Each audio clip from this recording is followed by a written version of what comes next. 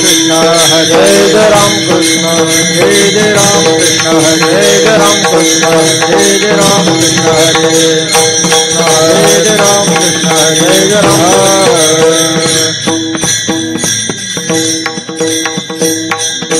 रूप पाहता लोचनी सुख झाले वो साधने सुख झाले वो साधने सुख झाले वो साधने रूप पाहता लोचनी सुख झाले वो साधने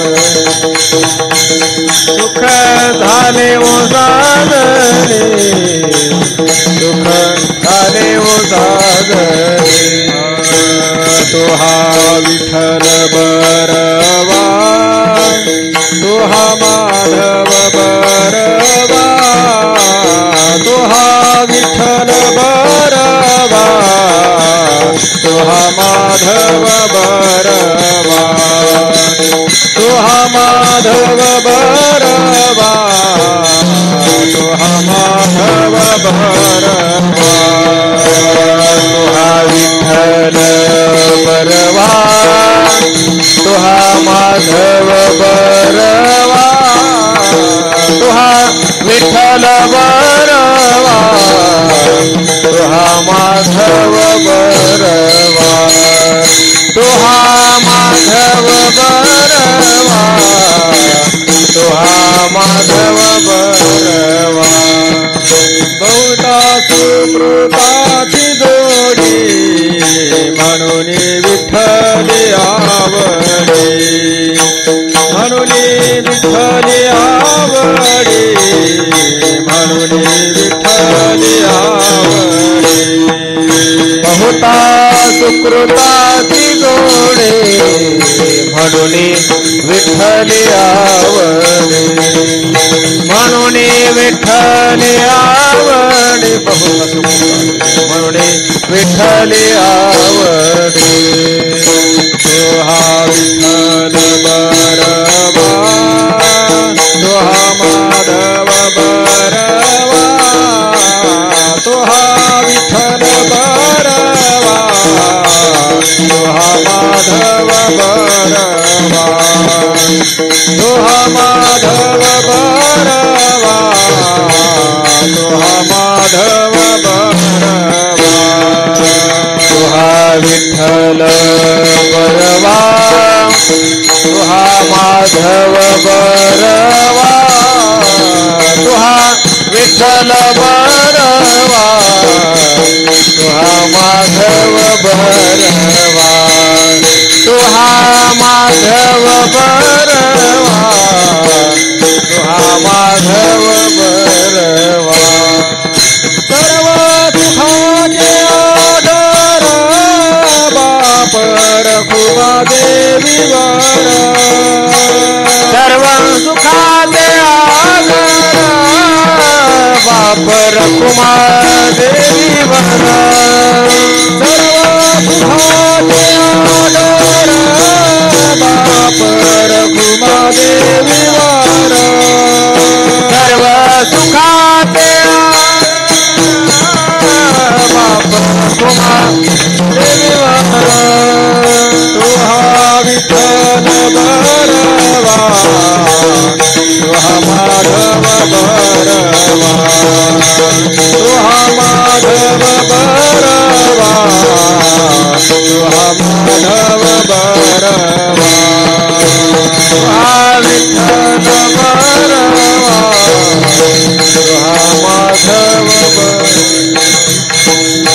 तुहा माधव बरवा तुहा माधव बरवा जय जय राम कृष्ण हरे जय राम कृष्ण हरे जय राम कृष्ण हरे जय राम कृष्ण हरे जय राम कृष्ण हरे जय राम कृष्ण हरे जय राम कृष्ण हरे जय राम कृष्ण हरे जय राम कृष्ण हरे जय राम कृष्ण हरे जय राम कृष्ण हरे जय राम कृष्ण हरे जय राम कृष्ण हरे जय राम कृष्ण हरे जय राम कृष्ण हरे जय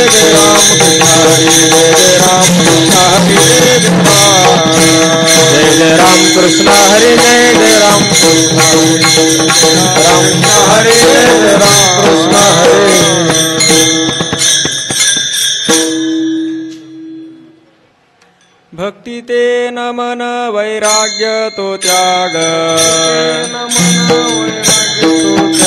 भक्ती ते नमन वैराग्य तो त्याग ते नमन वैराग्य तो ज्ञान ब्रह्मी भोग ब्रह्मतलो ज्ञान ब्रह्मी भोग ब्रह्मत भक्ती ते नमन वैराग्य तो त्याग नमन वैराग्य तो त्याग भक्ती ते नमन वैराग्य तो त्याग ते नमन वैराग्य तो त्याग ज्ञान ब्रह्मी भोग ब्रह्मतलो ज्ञान ब्रह्मी भोग ब्रह्मतलो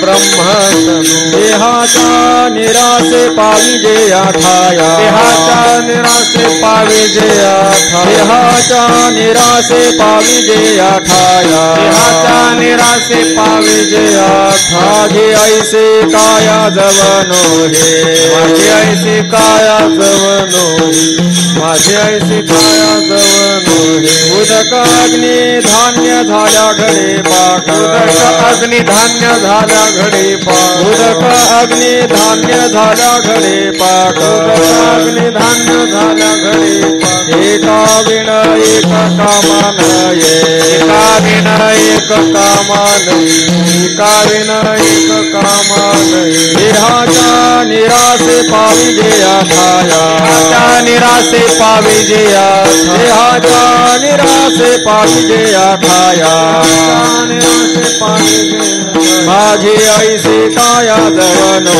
हे माझे ऐसे काया जवनो तुका म्हणे मज कळते चाचणे मज कळते चाचणे तुका म्हणे मज कळते चाचणे मज कळते बडबडीची वाणी अथवा सत्य बडबडीची वाणी अथवा सत्य तुका म्हणे मज कळते चाचणे म्हणे मज कळते तुका म्हणे मज कळते चाचणे म्हणे मज कळते बडबडीची वाणी अथवा सत्य वाणी अथवा सत्य वाणी अथवा सत्य देहाच्या निरासे पाविजे आठाया पाविजे देहाच्या निरासे पाविजे आठाया निरासे पाविजे माझी ऐसे काया जवनो हे काया जवनो हे जवनो हे विठोबार कुमारी हरी विठोबार कुमारी विठोबार कुमारी विठोबार कुमारी विठोबार कुमारी विठोबार कुमारी विठोबार कुमारी विठोबार कुमारी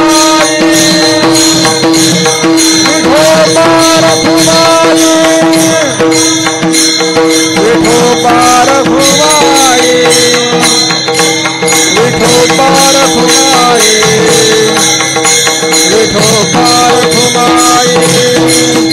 विठोबार कुमारी विठोबार कुमारी विठोबार कुमारी होबा होबा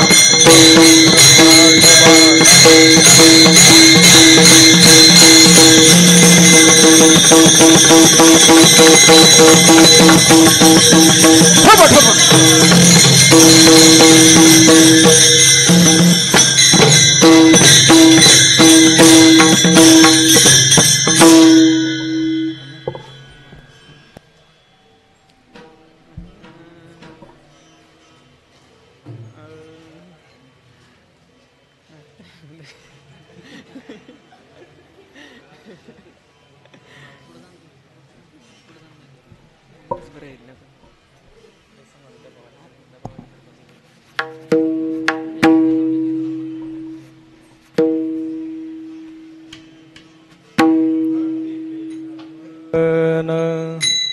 वैराग्य तो त्याग भक्ती ते नमन वैराग्य तो त्याग भक्ति ते नमन वैराग्य तो त्याग भक्ति ते नमन वैराग्य तो त्याग भक्ति ते नमन वैराग्य तो त्याग भक्ति ते नमन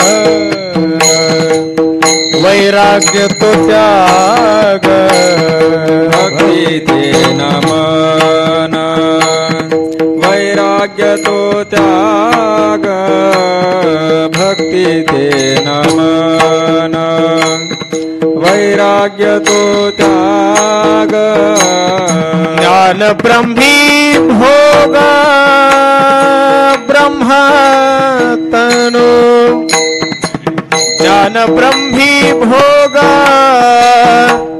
ब्रह्म तनु देहाच्या निरासे विजया ठाया देहाच्या निरासे विजया ठाया ब्रह्मी भोग ब्रह्मतनु ज्ञान ब्रह्मी भोग ब्रह्मतनु देहाच्या निरासे विजया ठाया देहाच्या निरासे विजया ठाया माझी ऐसी काया जवनो हे माझी ऐसी काया जवनो हे माझी ऐसी काया माझी ऐसी काया जवनो हे माझी ऐसी काया जवनो हे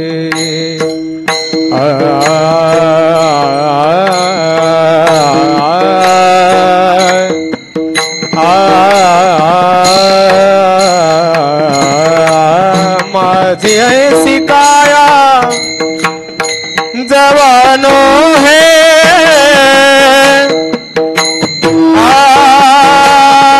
माझी ऐसी काया जवानो है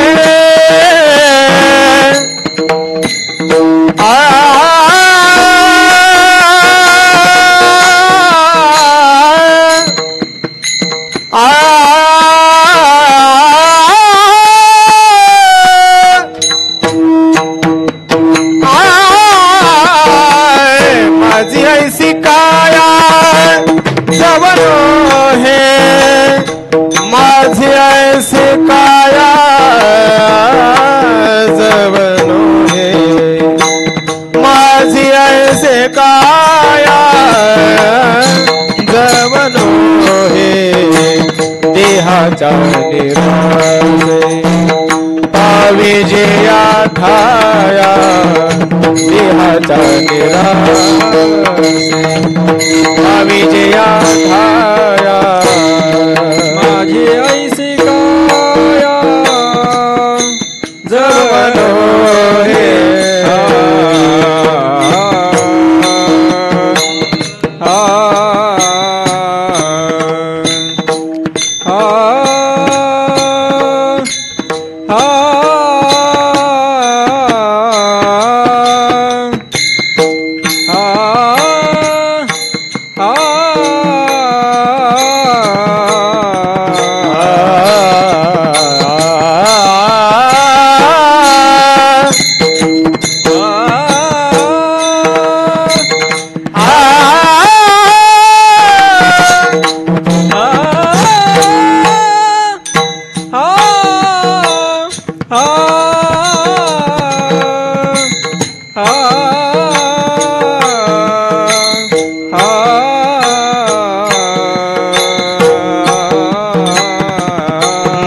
माझी ऐसी काया जवनो हे माझी ऐसी काया जवनो हे देहाच्या निराशे पाविजे या ठाया देहाच्या निराशे पाविजे या ठाया ठाया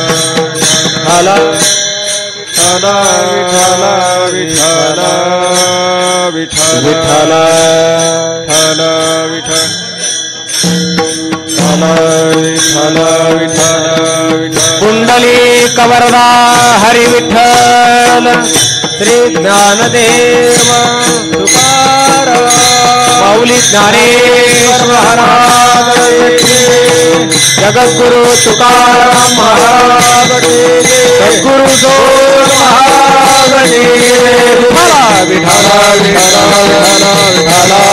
विठ्ठला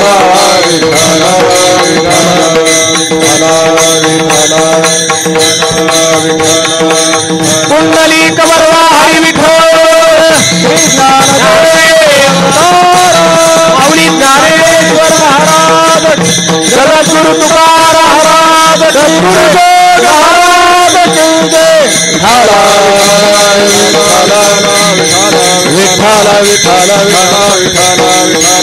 महाराज विठ्ठल विठ्ठल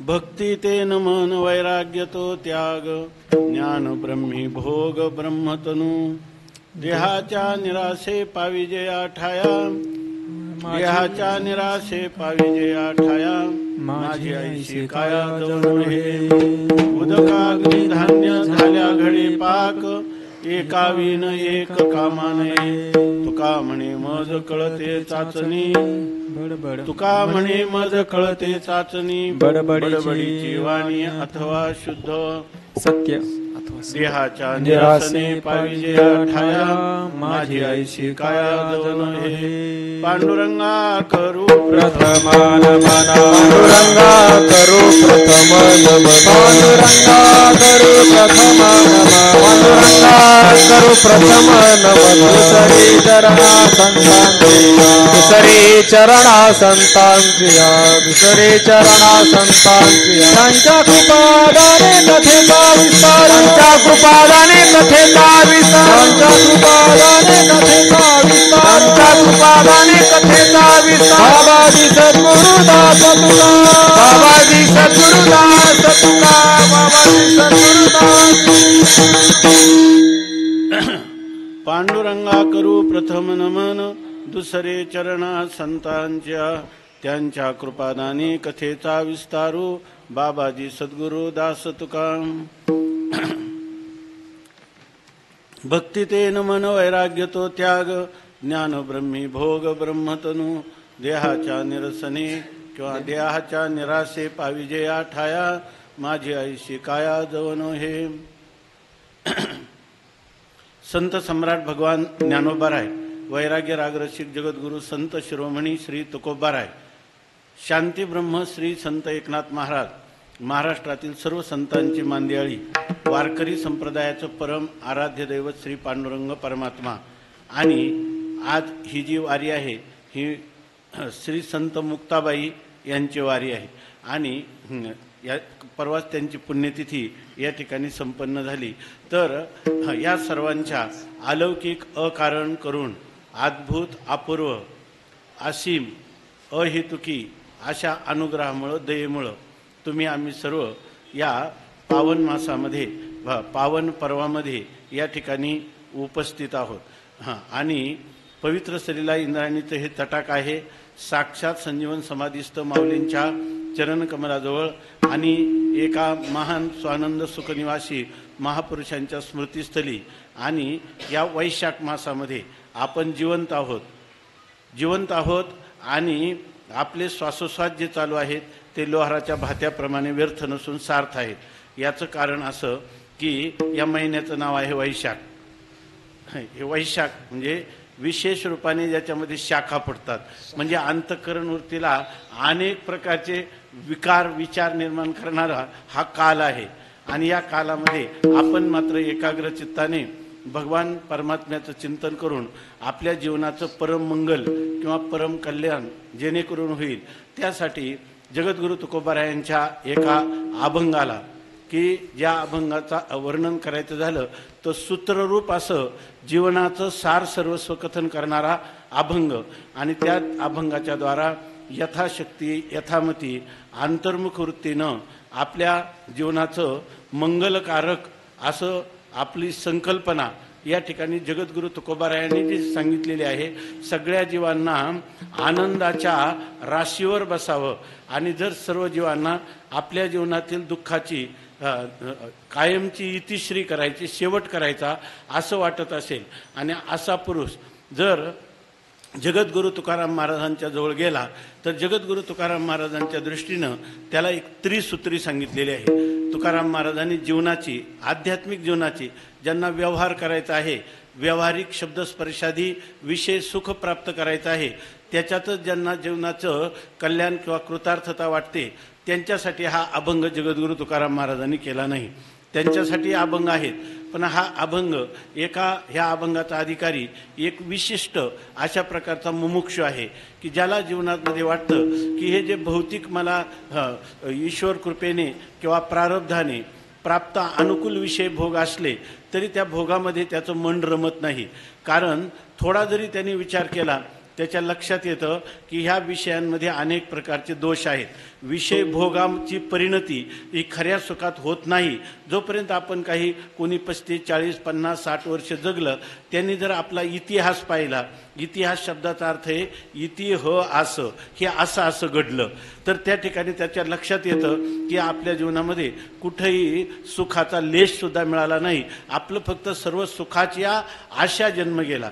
सुख मिळेल या आशेपोटी आपण मात्र सारखं धावत पळत राहिलो, परंतु आपल्याला विश्रांतीचं स्थान मात्र कधीच मिळालेलं नाही. आणि हा अशा प्रकारचा शाश्वत अविनाशी असं विश्रांती आपल्याला प्राप्त व्हावी, कृतकृत्यता आपल्या जवळ एक दिवस तरी आपल्या जीवनामध्ये तृप्तीचा ढेकर यावा की जे जीवनात करायला पाहिजे होतं ते मी केलं आणि त्याचं फल पण मला प्राप्त झालं, कृतकृत्य झालो आणि इच्छा केली ते पावलो. अशा प्रकारचं जीवनामध्ये कधी जसं दिवसभरची कामं उरकली म्हणजे आपण शांतपणे झोपी जातो आणि जर मनामध्ये काही मानसिक तणाव असला तरी जरी आपण अंथरुणावर पडलो तरी चिंता तळमळ आपल्याला सोडत नाही.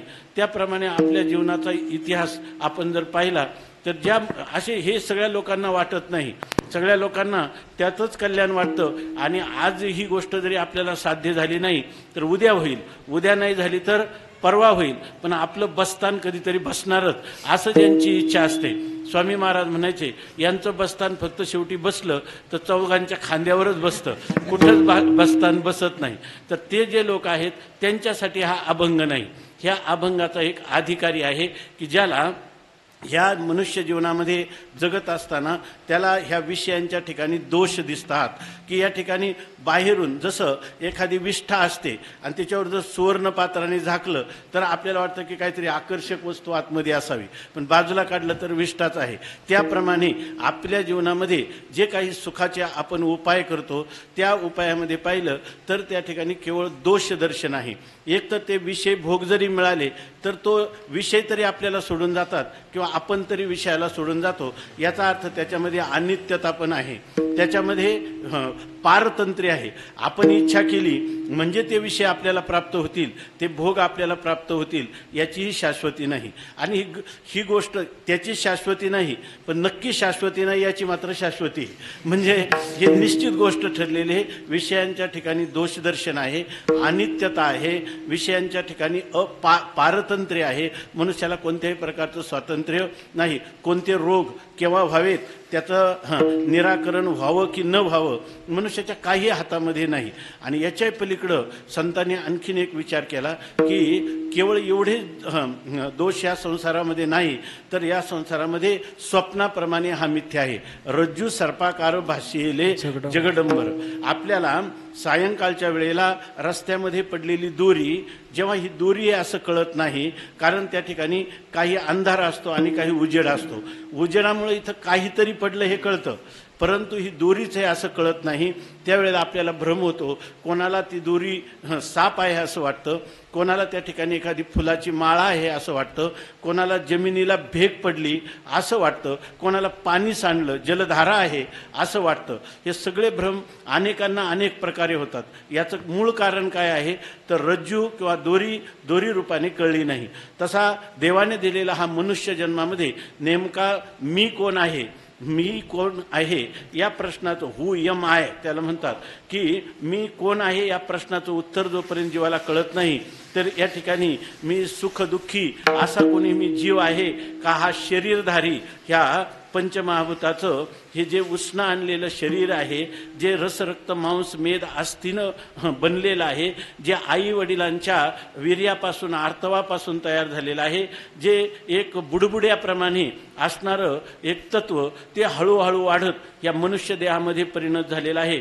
याला बाल्य, कौमार्य, तारुण्य अशा अवस्था प्राप्त होतात. शेवटी ते वार्धक्याला प्राप्त होतं आणि शेवटी विनाश पावतं किंवा नष्ट होतं, मृत्यूला प्राप्त होतं. त्या ह्या शरीराला षडभाव विकार आहेत. पहिलं हे शरीर नव्हतं म्हणजे आलं ज्या अर्थी त्या अर्थी ते आपल्याला दिसत नव्हतं, पण बीज रूपाने कुठंतरी होतं.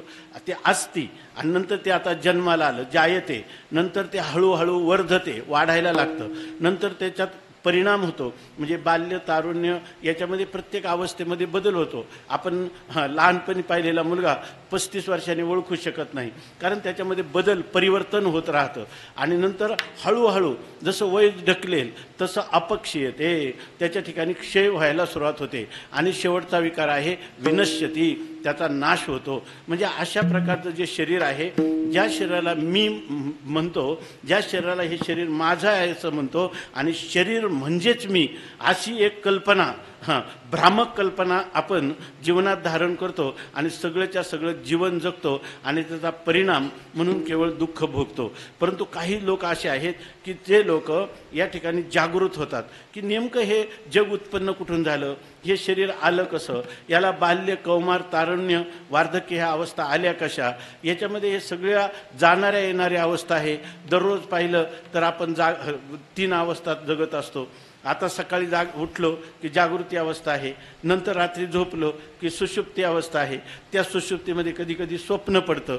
आता उद्याचा दिवस उगवला तर उद्या तुझा काय आहे, जागृती, स्वप्न आणि सुषुप्ती. ज्या वेळेला जागा असतो त्यावेळेला स्वप्न आणि सुषुप्ती नसते, ज्या वेळेला स्वप्न पडतं तेव्हा सुषुप्ती आणि जागृती नसते, आणि ज्या वेळेला सुषुप्ती येते तेव्हा जागृती आणि स्वप्न नसतं. म्हणजे याचा अर्थ ह्या सगळ्या अवस्था पुराप्रमाणे येणाऱ्या आणि जाणाऱ्या आहेत. परंतु ह्या सगळ्या अवस्थांना पाहणारा, ह्या अवस्था येतात आणि जातात, पण या अवस्थांना पाहणारा मी मात्र त्याच्याहून भिन्न आहे. आणि मी तोच आहे जो मी लहानपणी आजोबांच्या मांडीवर खेळलो, तोच मी आता माझ्या नातवांना मांडीवर खेळवतो. याचा अर्थ तो देह त्याच्यामध्ये परिवर्तन झालं, पण मी जो आहे तो मीच होतो, आताही मीच आहे आणि हा मी जो आहे तो अपरिणामी आहे, त्याच्यामध्ये परिवर्तन झालेलं नाही, तो एक रूप आहे. असं जेव्हा आपण विचार करायला लागतो तर त्यावेळेला मनुष्याला कळतं की ह्या ज्या अवस्था आहे, किती आता युगानुयुग आपल्याला किती जन्म झाले तरी तीनच अवस्था आहे. आणि त्या ज्या जागृतीतल्या देहाला आपण मी किंवा माझा म्हणतो, जेव्हा आपल्याला स्वप्न पडतं तेव्हा स्वप्नामध्ये एक वेगळाच देह असतो. हा देह तरी तो पडलेला असतो. ज्या देहाला मी असं म्हणतो तो देह स्वप्नात नसतो, स्वप्नात वेगळा देह असतो. त्यावेळेला ह्या देहाचा त्याचा काही संबंध राहत नाही, त्या देहाला मी असं म्हणतो. स्वप्नात जर मनुष्याला पाय दुखले तर त्याला काय वाटतं की आता काहीतरी गोळ्या औषधं घेतली पाहिजे किंवा कोणाकडून पाय चेपून घेतले पाहिजे. स्वप्नातला देह पण वेगळा, त्याचा पाय चेपणारा पण वेगळा, अशा प्रकारची स्थिती आहे. आणि ज्या वेळेला मनुष्य जागृतीत येतो त्यावेळेला त्या स्वप्नातला देह दिसत नाही. स्वप्नातला, त्यामुळे मनुष्य कधी विचार करत नाही, कारण तो काय म्हणतो, स्वप्नातलं शरीर खोटं आहे, जागं झाल्यावर ते दिसत नाही. आम्ही तुम्हाला असं विचारतो, पण जागृतीतलाही देह खोटा आहे, कारण स्वप्नात याचा काय उपयोग नसतो. विठ्ठल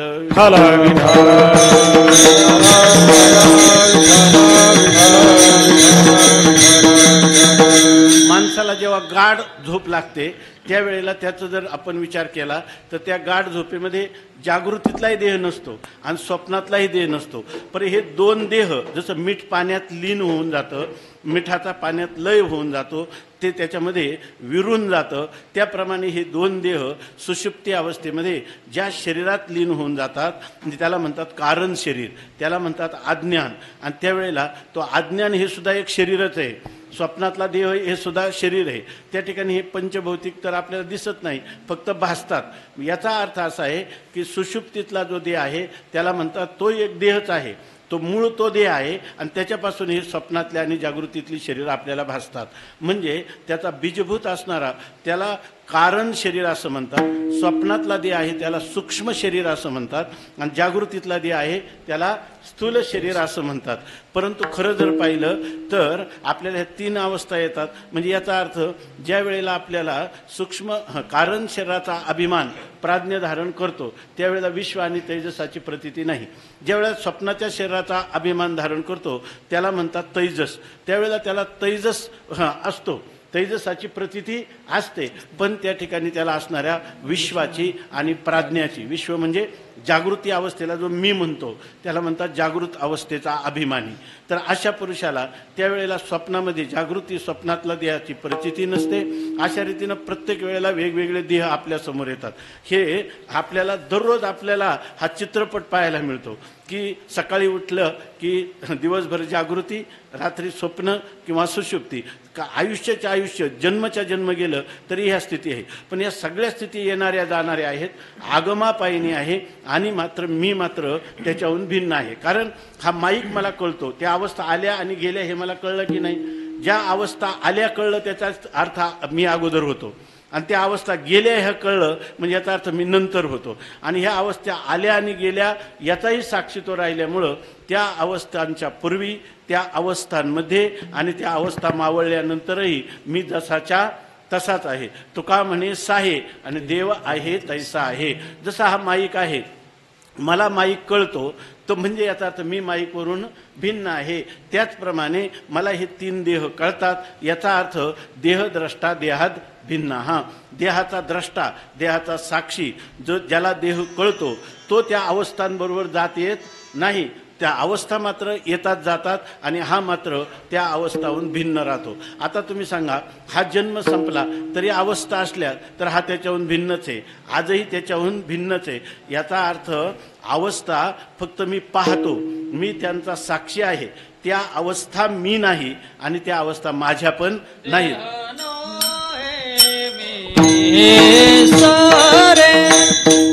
देह नो है मी सरे, देह नवे मी सारे, देह नवे मी सारे. लावरे विठ्ठल वरला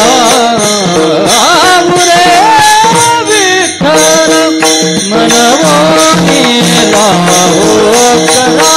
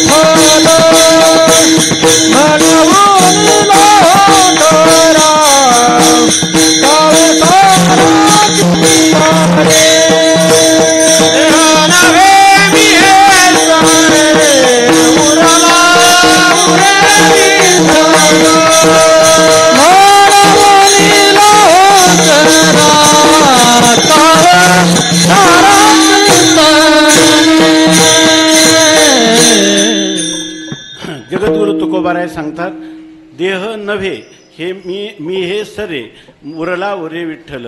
या ठिकाणी परमात्म्याचं ज्ञान करायचं म्हणजे काय करायचं, काय काय साधना कराव्या लागतील, किती तीर्थयात्रा कराव्या लागतील. मनुष्याला वाटतं किती जप ध्यान तप करावं लागेल, काही करावं लागत नाही. स्वामी महाराज सांगायचे की परमार्थ हा विचाराचा परमार्थ आहे, धांगडधिंगा नाही. जर तुम्हाला खरा मी कोण आहे याची ओळख करून घ्यायची असेल तर फुलाला कुस्करायला जेवढे श्रम आहेत तेवढे सुद्धा श्रम याच्यामध्ये लागत नाही. बसल्या जागेवर फक्त समजून घ्यायचं आणि समजून घेऊन काय करायचं, जे भ्रमातले पदार्थ आपल्याला कळले का आपला हा भ्रम आहे, परमार्थ करायचं आणि त्याचं फल म्हणजे परमात्मा प्राप्त करायचा नाही. परमात्मा प्राप्तच आहे, आपल्याला तो जणू काही नसल्यासारखा वाटतो, तो फक्त भ्रम घालवायचा. विठ्ठल विठ्ठल विठ्ठल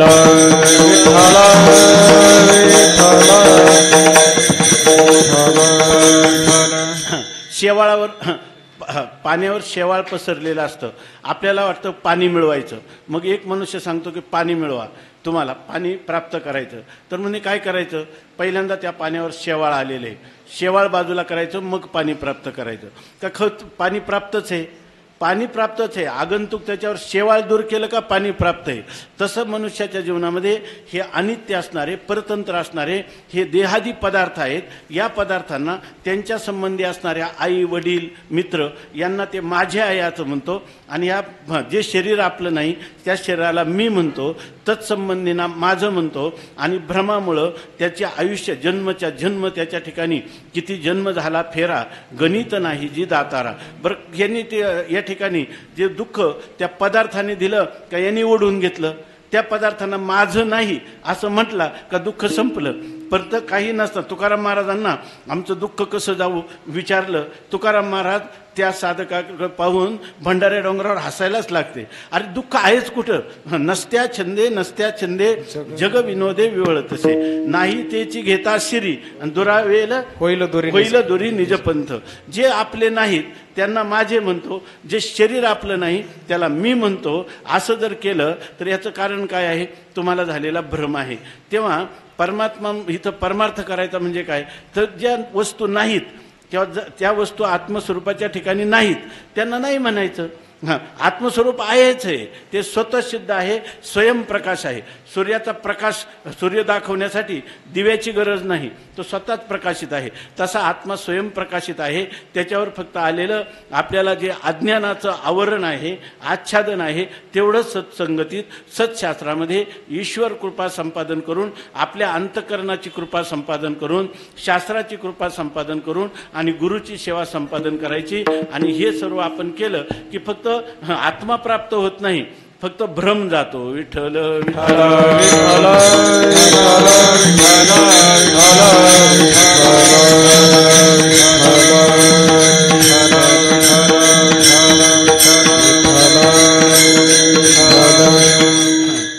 स्वामी महाराज सांगायचे, एखादा मनुष्य परमार्थ किती काळ करतो त्याला तुला देव प्राप्त झाला का असं विचारू नये, त्याला विचारावं तुझा भ्रम गेला का.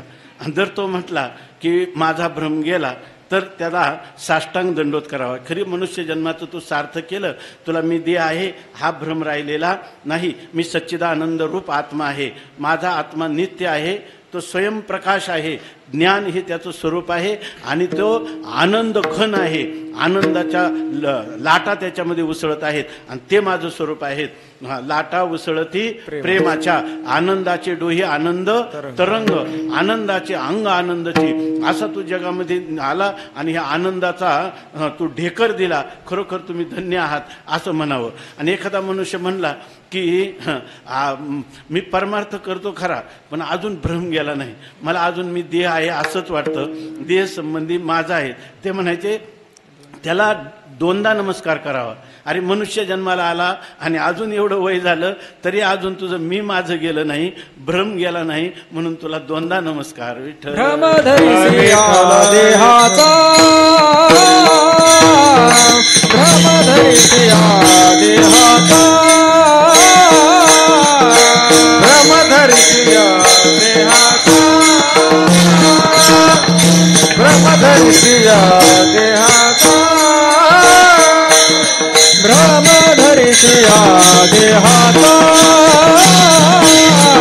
ब्रह्मधरिसिया धरिसिया देहाता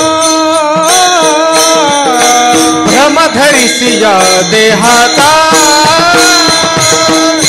भ्रम धरिसिया देहाता विठ्ठल म्हणे कारे वाचा विठ्ठल म्हणे कारे वाचा पडून जाईले कलेवर पडून जाईले कलेवर विठ्ठल म्हणे कारे वाचा विठ्ठल म्हणे कारे वाचा पडून जाईले कलेवर पडून जाईले कलेवर तुकोबाराय म्हणतात नसत्या छंदे जग विनोदे विवळ तसे. लोक मरणा वाचून मरतात आणि कारणा वाचून रडतात. तुकाराम महाराज त्या साधकाला म्हटले कारण काय भ्रमधरीशी या देहाचा विठ्ठल कारे न म्हणे वाचा पडोनी जाईल कलेवर आणि विठ्ठल उच्चारी पासार. याच्यापेक्षा तुला अजून अशी सद्बुद्धी कधी होत नाही का मला ह्या देहाविषयी मला साक्षी भाव ह्या देहाचा मी साक्षी आहे मी आत्मा आहे मी ब्रह्मस्वरूप आहे अशा प्रकारचा तुला बोध होत नसला तरी निदान भगवंताचं नामस्मरण कर की मला एक दिवस मरणाच्या अव्यवहित एक क्षणभर का होईना मला ह्या बोधावर नेऊन ठेव आणि मला आता हा शेवटचा जन्म ठरू दे. या संसारामध्ये म्हणून रुसलो संसारा सर्प हा विखार पांढरा तुझशी अंतर रे दातारा या दावेदारा निमित्त. हा संसार माझा मित्र नाही हा माझा दावेदार आहे. विठ्ठल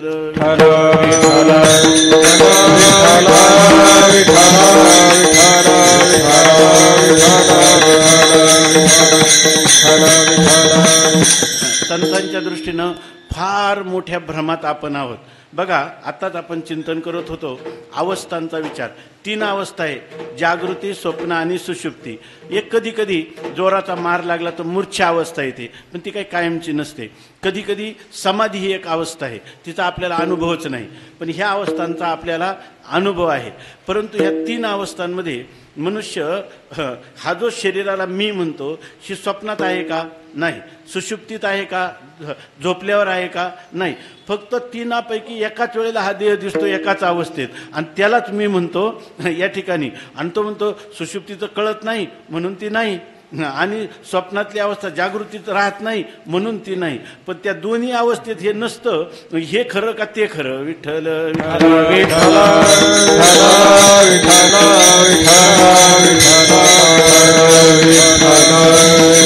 म्हणजे स्वप्नातला देव खोटा आहे कारण तो जागृतीत नाही. आम्ही म्हणतो मग जागृतीतला देव स्वप्नात आहे का नाही मग त्याला खरा म्हणण्याचा काय अधिकार आहे. आणि त्याचं अंजन भंजन करण्यासाठी सगळे आयुष्य वेचोनी कुटुंब पोशिले सांग हित केले काय बापा. जे जे देखणे सकळ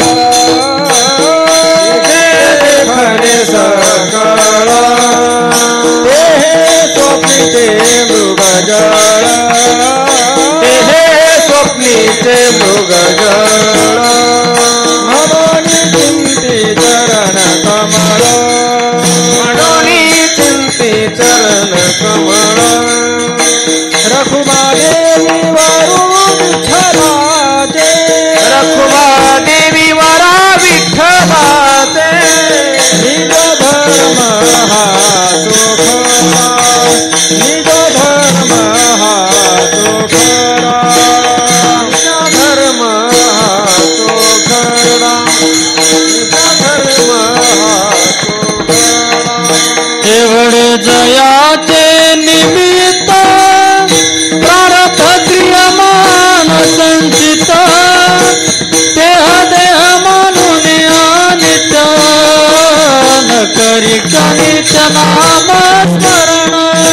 एवढे दयाचे निमित्त प्रारब्ध क्रियमान संचित देह देह म्हणून अनित्य न करी कनित नाम जे जे देखणे सकळ ते स्वप्नीचे मृगजळ म्हणून चिंती चरण कमळ रखुमादेवी वराचे. संत सांगतात अरे जे जे पाहतो मृगजळ मुलात मिथ्या आहे, म्हणजे ज्याला आपण रोहिणीची माव असं म्हणतो किंवा झळई आपण म्हणतो. पाण्याच्या लाटा ह्या दुष्काळामध्ये सुद्धा आपल्याला प्यायला पाणी नाही, पण पाहायला गेलं तर त्या वातावरणामध्ये असं वाटतं दुपारच्या प्रखर उन्हामध्ये अजून काही नदीच्या पाण्याच्या लाटा उसळतात. परंतु कोणी जातं का तांब्या घेऊन त्याच्याकडे पाणी भरायला? ते सांगतात मृगजळाची तळी ते तिठी दुरुणीची न्याहाळी वाचोनी तेने पाणी साळी केळी लावी शिकाय. कोणी साळी केळी पिकवायचा प्रयत्न करतं का? ते म्हणतात अहो हे फक्त मृगजळ दिसण्यापुरतं आहे, हे खरं नाही, असा आपला काय असतो निश्चय. म्हणून आणि हे जे जागृतीतला शरीर आहे ना, तर हे जागृतीतला देह हा स्वप्नापेक्षाही खोटा आहे. विठ्ठल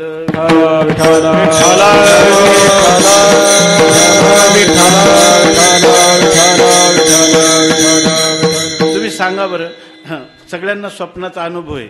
आपण जागं झालं तर बहुतेक लोकांना स्वप्न आठवतं. क्वचित काही लोक असतात. स्वामी महाराजांना एक मनुष्य म्हटला, तुम्ही म्हणता स्वप्न खोटे, पण मला कधी स्वप्नच पडलं नाही. ते म्हणे असं कधीच होणार नाही. तुला स्वप्न पडतं, पण तू इतका बुद्धिमान आहे का तेवढी तुझी स्मरणशक्ती नाही का मला काय स्वप्न पडलं. विठ्ठल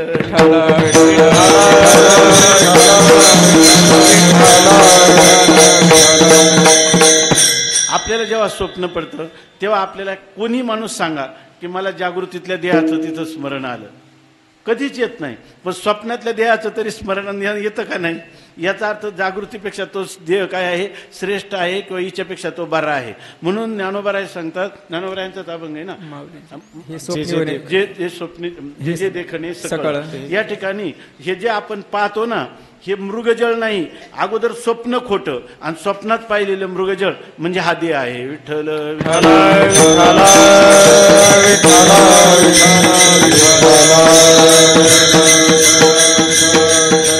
माणसं सगळा विचार करतात, कावळ्याला दात किती, गाढवाला केस किती, असा विचार करतात. पण मी कोण आहे आणि हा देह कसा प्राप्त झाला, मी आलो कुठून, मला जायचं कुठं, माझ्या जीवनात एवढं दुःख कसं, ते दुःख समाप्त कशाने होईल आणि ते विचार कोणत्या रीतीनं करावा, संतांच्या शरणागत व्हावं, देवाची आळवणी करावी आणि शांत आपलं पगडी गुडघ्यावर ठेवून कुठंतरी एकांतामध्ये थोडासा तरी मी कोण आहे, या जगत काय आहे याचा विचार व्हावा, ईश्वर तत्व काय आहे याचा विचार व्हावा, हे ज्यांना वाटत नाही त्यांच्यासाठी हा अभंगच नाही. विठ्ठल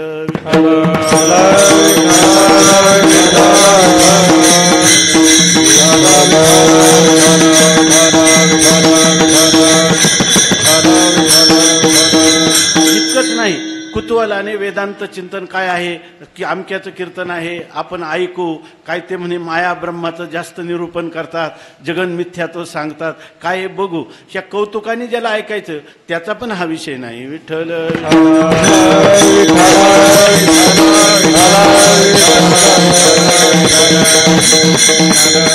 स्वामी महाराजांकडं आपण नेहमी चिंतन करत असतो. स्वामी महाराजांकडे टेल्कोचा एक फार मोठा ऑफिसर आला, फार मोठ्या पदवीला आहे तो, आज याला बंगलोरला आहे. तर ते आल्यानंतर त्यांनी सांगितलं की स्वामी महाराज मला असं अलीकडं सारखं वाटायला लागलं. तो दर गुरुवारी सुट्टीला दर्शनाला यायचा. पण ते म्हणे तुमच्या इथं पाठ चालतात, मला असं वाटतं की मी पण ऐकावं. तर ते म्हणे काय ऐकावं वाटतं? ते म्हणे मला इंजिनिअरिंगचं ज्ञान आहे, व्यवहाराचं चांगलं आहे, आता मुलं वगैरे व्यवस्थित आहेत याच्यामध्ये, तर सारखं तुमचं कधी यावं की माया आणि ब्रह्म चाललेलं असतं, मला ते काही कळत नाही.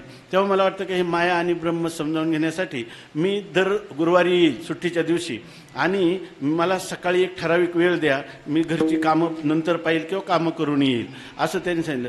ते म्हणे तुम्हाला काय, तुला एवढं का म्हणून वाटलं? त्यांनी सांगितलं मला काही नाही, हे माया आणि ब्रह्म समजावून घ्यायचे. ते म्हणे तुला हे माया आणि ब्रह्म, माया मायेच्या माहेरी खुशाल आहे, ब्रह्म ब्रह्माच्या ठिकाणी खुशाल आहे, तुझं त्याच्या वाचून काही पडलं नाही. विठ्ठल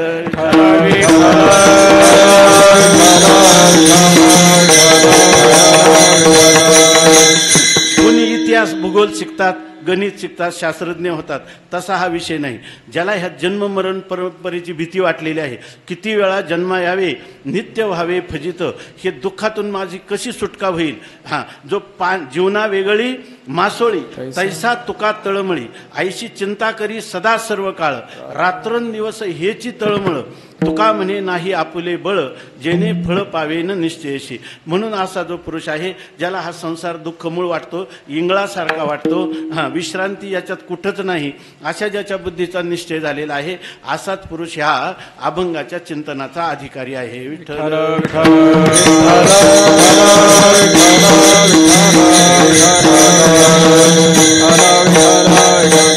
इतकंच नाही, एखाद्याला प्रारब्धाने ईश्वर कृपेने जरी संसारातलं सगळं सुख असलं आणि असा पुरुष संसारातलं सुख भोगावं असंही वाटतं आणि ह्या गोष्टींचंही ज्ञान करून घ्यावं, म्हणजे दोन्ही ठिकाणी आपल्याला पूर्णता असावी.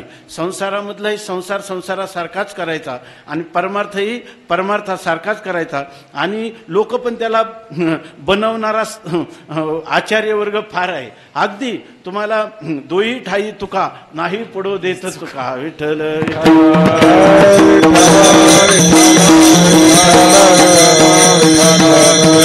त्यांना हे अभंग दिसत नाहीत. काय की प्रपंच परमार्थ संपादिन दोन्ही एकही निदानी न घडे त्याशी दोही पेवावरी ठेवी जाता हात होय अपघात शरीराचा. तुका म्हणे तया दोहीकडे धक्का तुका म्हणे तया दोहीकडे धक्का आणि शेवटी तो नरका माझी पडे. विठ्ठल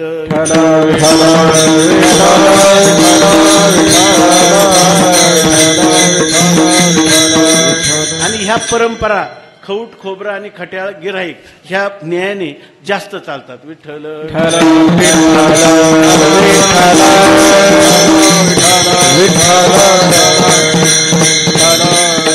घडलेली गोष्ट सांगतो. स्वामी महाराजांच्याकडे एक मनुष्य आला असाच आणि त्यांनी सांगितलं की मला तुमच्याकडं वेदांताचं चिंतन श्रवण करण्याची इच्छा आहे. तर त्यांनी सांगितलं का म्हणून तुम्हाला इच्छा झाली. आता त्याचं उत्तर ऐका. त्यांनी काय सांगितलं की मला आयुष्यामध्ये मी एकदम यशस्वी नोकरी केली आणि 150 रुपयापासून तर 2.5 लाख पर्यंत माझा पगार झाला. नंतर मुलं आहेत, त्यांची लग्न झाली, नातवंड आली. आता मला काय आहे काहीच आता असं संसारातलं विशेष काही करावं असं वाटत नाही. पण काय आहे संसारातलं माझं होतच राहतं.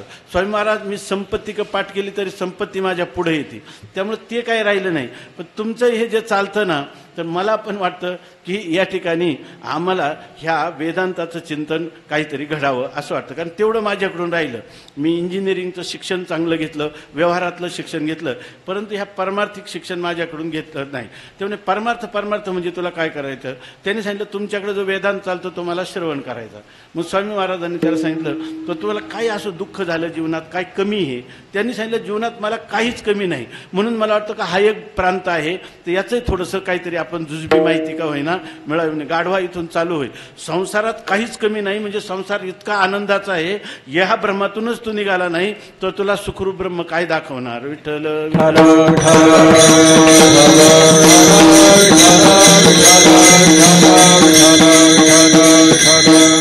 अरे संसारी जरी सुख जोडे बरोबर ना, तरी का शिविती गिरीकडे राज्य टाकून गेले थोडे ते काय वेडे म्हणावे.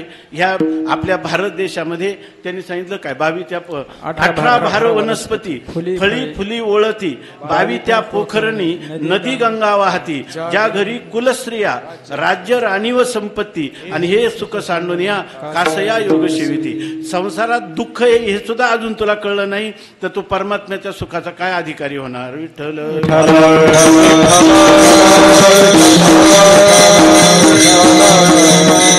जोवरी तुम्हा मातीला आस, जोवरी तुम्हा मागीला आस,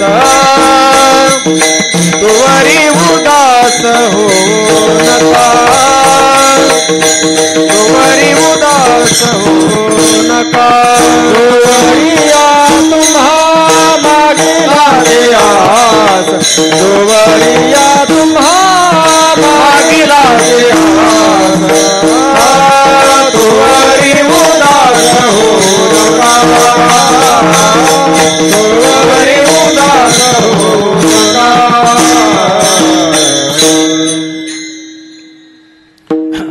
त्यांनी सांगितलं की जोवरी तुम्हा मागिलाची आस तोवरी उदास होऊ नका, आमुचे नाचणी नाचू नका. या ठिकाणी तुकाराम महाराज म्हणतात ही सामान्य गोष्ट नाही. परमपुरुषाचं तुम्हाला सुख पाहिजे असेल तर परपुरुषाचे सुख भोगे तरी उतरोनी करी घ्यावे शीस. संसारा आगी आपुलेनी हाते, लावूनी मागुते पाहू नये. तुका म्हणे व्हावे तया परी धीट, आणि पतंग हा नीट दीपासोयी.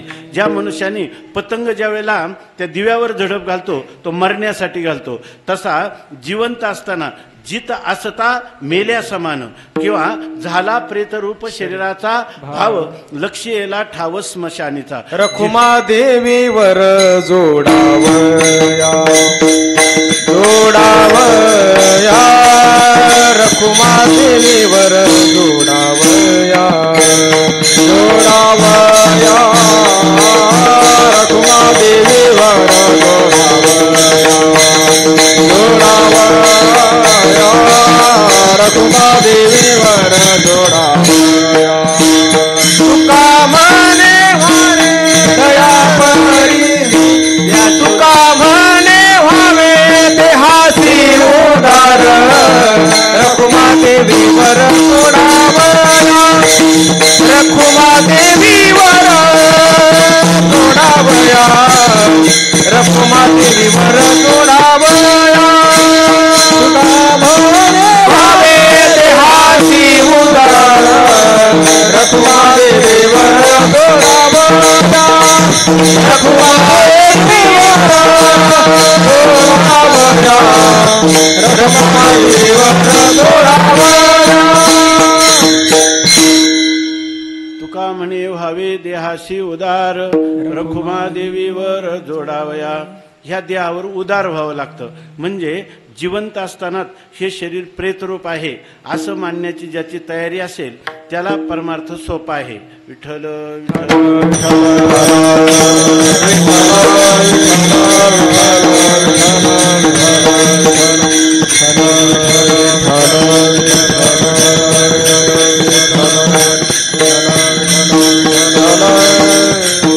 एक घडलेली गोष्ट सांगतो की एक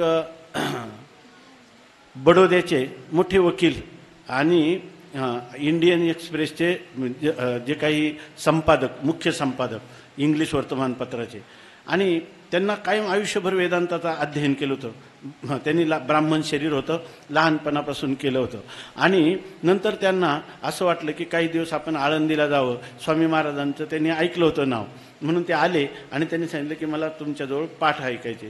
स्वामी महाराज म्हणले ठीक आहे राहा इथं. आणि ते राहिले. आणि नंतर त्यांना इतकं वैराग्य निर्माण झालं की ते म्हटले की मला आता संन्यास घ्यायचा, आणि संन्यास तुमच्याकडूनच घ्यायचा. स्वामी महाराज म्हणले तुमच्या घरी पत्नी वगैरे मुलं आहेत तर तुम्ही संन्यास घेऊ नका. त्यांनी सांगितलं तुम्ही घेतला आणि मला का नको? तुमचं ब्राह्मण शरीर आहे, माझं ब्राह्मण शरीर आहे, तुम्ही वेदांत चिंतन करता, मी बाल्यकालापासून वेदांत चिंतनच करीत आलेलो आहे, तर तुम्ही मला नाही का म्हणता? स्वामी महाराजांनी सांगितलं की मग मी तुम्हाला संन्यास देणार नाही, कारण याला लागणारा जो अधिकार आहे तो माझ्या दृष्टीनं तुमच्याजवळ नाही. तुम्ही अगोदर काहीतरी विशेष अशा प्रकारचं याचे तुम्हाला खाण्यापिण्याचे नियम हे तुम्ही काही पाळताना दिसत नाही. तेव्हा इथं आचार विचार हा महत्त्वाचा आहे. जीवनामध्ये सदाचार आणि सद्विचार आणि सद्भावना नसतील तर त्या माणसाने शास्त्राचं किती अध्ययन केलं तरी ते सगळं फुकट जातं. म्हणून तुम्हाला मी संन्यास देत नाही. त्यांनी सांगितलं तुम्ही नाही देत पण मी काशीला जाऊन घेईल. आणि त्यांनी काशीला जाऊन संन्यास घेतला आणि संन्यास घेऊन ते परत या ठिकाणी आले. तर स्वामी महाराजांनी सांगितलं चांगली गोष्ट आहे, तुम्ही संन्यास घेतला, आता तुम्हाला पुन्हा मागच्या आश्रमात जाता येणार नाही.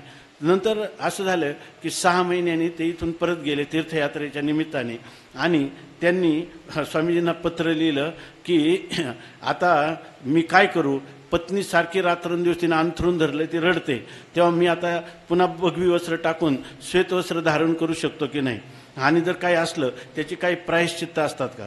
स्वामी महाराजांनी त्यांना निरोप दिला, पत्र नाही लिहिलं. ज्या माणसाने चिठ्ठी आणली त्याला दिलं की याला प्रायश्चित्त आहे आणि ते आहे देहांत प्रायश्चित्त. आमच्या विठ्ठल पंतांनी जे केलं ते तुम्हाला करावं लागेल. विठ्ठल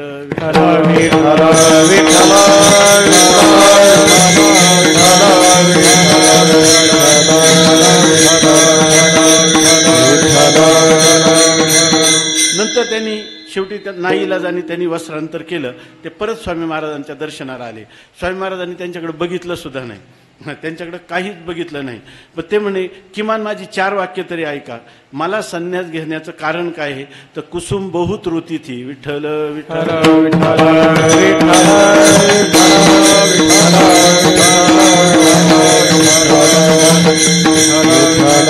माझी पत्नी रात्रंदिवस रडत होती, त्यामुळं मला त्या ठिकाणी पुन्हा संन्यास सोडावा लागला. याचाच अर्थ असा आहे की हा जो संन्यास आहे, ही जी गोष्ट आहे ही क्षुरस्य धारा निशिता दुरत्या दुर्गम पथस्तत कवयो वदंती, ह्या तलवारीच्या धारेवर चालण्यासारखी ही गोष्ट आहे. म्हणून ज्यांनी हे संकट स्वतःहून आपल्या जीवनात स्वीकारलेलं आहे तर तेच ह्या संसाराच्या पार होऊ शकतात. विठ्ठल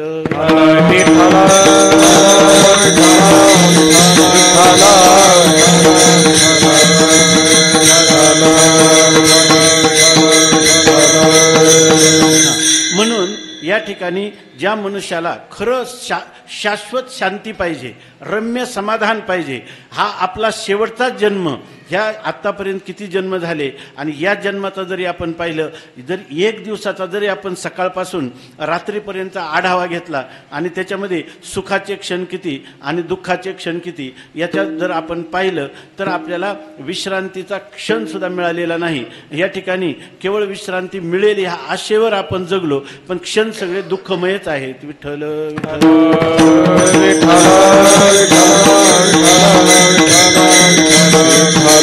स्वामी महाराज तर सांगायचे की संसारातल्या दुःखाला कंटाळला केवळ तोही या अभंगाचा अधिकारी नाही. जो संसारातल्या दुःखाला कंटाळा, संसारातल्या सुखाला सुद्धा जो कंटाळा, तो खरा याचा अधिकारी आहे. विठ्ठल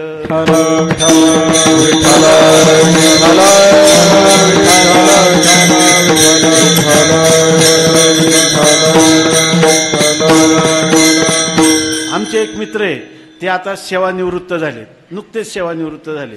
तर ते म्हणे आता काय करायला पाहिजे आम्ही. म्हणलं आता आळंदीत येऊन राहायला पाहिजे. तर ते म्हणे खरं काय आहे, मला ते चांगले परमार्थिक आहे. ते म्हणे मला खरोखर तोच विचार आहे, पण त्या सुना मुलं नातवंड इतकं प्रेम करतात त्यामुळे त्यांना सोडता येत नाही. विठ्ठल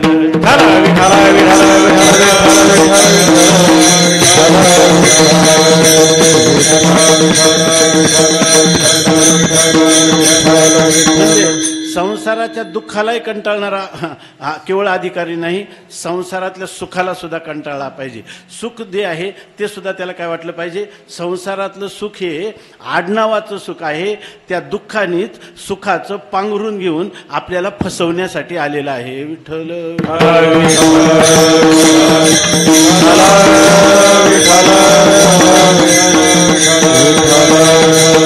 असाच कोणीतरी साधक जगद्गुरु तुकोबारायांच्या भेटण्यासाठी भंडारी डोंगरावर गेला असावा आणि त्याला माहिती आहे की अशा स्थितीमध्ये तुकाराम महाराजांचीच प्रतिज्ञा आहे, सेवितो हा रस वाटितो आणि का घ्यारे होऊ नका रानभरी, तुका म्हणे चाखोनी सांगे मज अनुभव आहे अंगे.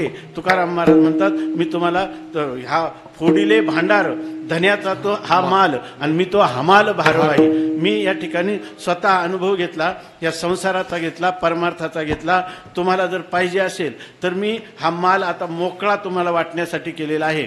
या ठिकाणी भामचंद्रावर तुकाराम महाराजांनी मिळवलं, घोराड्यावर साठवलं आणि वाटलं कुठून, भंडाऱ्यावरून. विठ्ठल विठ्ठल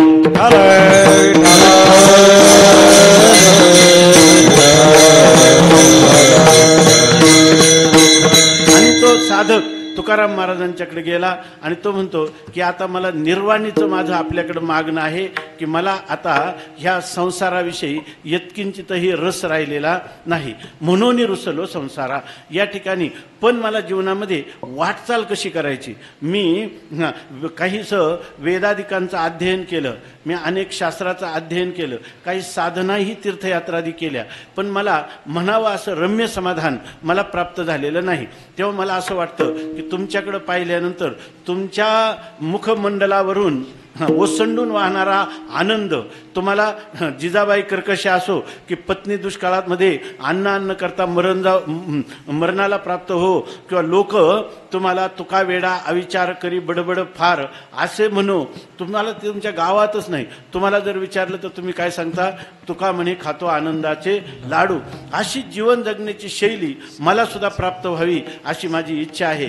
तेव्हा तुकाराम महाराजांना तो म्हणतो मला काहीतरी मार्गदर्शन करा. बरं, मार्गदर्शन असं करा की याला आपण म्हणतो ना घागर में सागर, सगळा हा वेदाचा अर्थाचा किंवा चिंतनाचा समुद्र आहे तो एखाद्या घागरीमध्ये साठवावा असं संक्षेपाने थोडक्यात सांगा. आता हे आलेत आज इथं कीर्तनात यांनी जणू काही सगळ्या ज्ञानेश्वर महाराजांवर उपकार केले. कारण का तर त्यांना आज निदान थांबायला तरी वेळ मिळाला. विठ्ठल विठ्ठल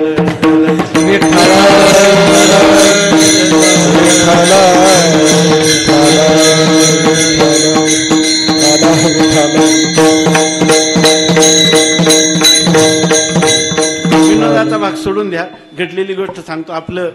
हे आपलं एक कुटुंबच आहे इथं. त्या कुटुंबामध्ये सांगतो आमची बहीण यांची धर्मपत्नी आहे. तर ती परवा मला असं म्हटली की काय बाकीची गोष्ट सांगत नाही, मग खाजगी सांगत.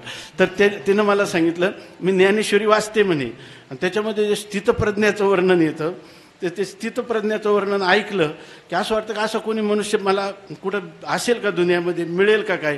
पण ते म्हणे तो माझ्या घरातच आला. विठ्ठल विठ्ठल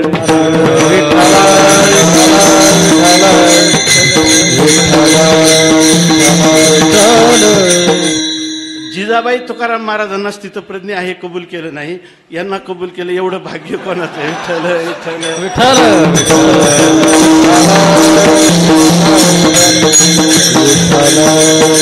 आपलं चिंतन याच्यासाठी चाललं की जगद्गुरु तुकाराम महाराजांना तो साधक म्हणतो की मला आता जीवनातले जेवढे थोडे दिवस उरलेले आहेत तर त्या जीवनामध्ये मला तुमच्यासारखी स्थिती प्राप्त व्हावी यासाठी मला संक्षेपात सांगा, थोडक्यात सांगा, घागर में सागर मावून द्या. अशा प्रकारचं काही तुकाराम महाराजांनी सांगितलं. काही नाही बाबा, तुला संक्षेपाने सूत्ररूपाने सांगतो. सूत्र कशाला म्हणतात माहिती आहे का? अल्पाक्षरम असंदिग्धम सारवद विश्वतोमुखम आस्तोभम अनवद्यंच सूत्रम सूत्रविदो विदुहू. सूत्राचं लक्षण केलेले. सूत्र कशाला म्हणावं? माणसाने नेहमी जे बोलायचं ना ते मितले म्हणजे थोडक्यात बोलता आलं पाहिजे. जितका माणूस थोडक्यात बोलेल तितकं त्याचा मनस्ताप कमी राहतो, तितकं त्याला मानसिक तणाव कमी होतं. फक्त बोलणं कमी पाहिजे. तर त्यांनी सांगितलं मितलं म्हणजे थोडक्यात मला संक्षेपाने सांगा. तर त्या संक्षेपाने सांगणं म्हणजे काय तर अल्पाक्षरम, थोड्या शब्दात बोलायचं. पण थोड्या शब्दात बोलला आणि दुसऱ्याच्या मनात संशय निर्माण झाला हे का ते असं नाही, निसंदेह झाला पाहिजे. म्हण थोडकं बोलायचं पण कसं? अल्पाक्षरम असंदिग्धम, त्याला संदिग्धता संशय राहू नये. आणि पुढे काय सांगतात? सारवत, आणि जे बोललं ना त्याने जीवनाचं काहीतरी उत्थान होणारं, जीवनाचा प्रगती होणारं, उन्नयन होणारं असं बोललं पाहिजे. त्याला म्हणतात सार, त्या बोलण्याचा सार आला पाहिजे. नाही तर लोक म्हणतात इतका वेळ तुम्ही बोलले याचं तात्पर्य काय? तो म्हणतो मलाही माहित नाही. विठ्ठल विठ्ठल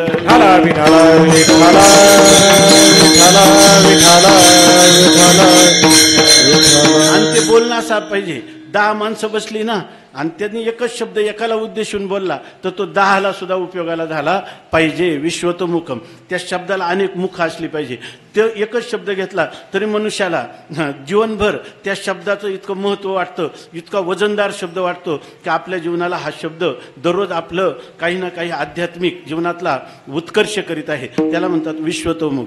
आणि बोलायचं म्हणजे अस्तोभम, म्हणजे कधी पाल्हाळीक बोलायचं नाही, त्याला म्हणतात सूत्र.